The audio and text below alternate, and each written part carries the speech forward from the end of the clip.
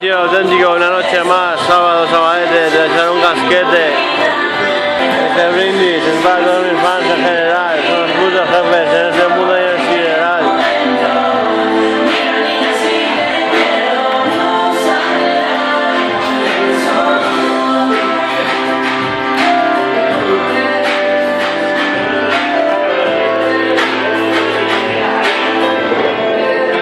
Se movía el puto pasto, yo no tengo la culpa de tu fracaso, berraso.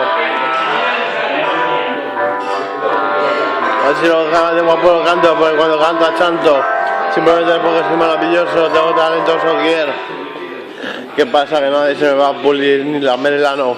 Gusano, no puedes comer más fía. ¿Qué pasa? Que te estafa, que eres una cloaca con Bani. ¿Qué pasa? Que no puedes ir a comprar el pan, no tienes pasta. A mí me sobra, te salen por las orejas, hijo puta. Así dejarlo luego porque soy el mago como un artista, siempre sin aviso, sin huella, con las paredes, pues estuve ahí ayer, pero me he hecho, ¿qué hice yo? Tú tomas monas. Dame a mis hermanos, ¿qué pasa? Que no la comas. Adoro a todos los que me quieren, a los que dicen que sigo para adelante, que soy el puto jefe, no me meteré fe. A ver si me las tiras, si yo tengo fe que me crezca.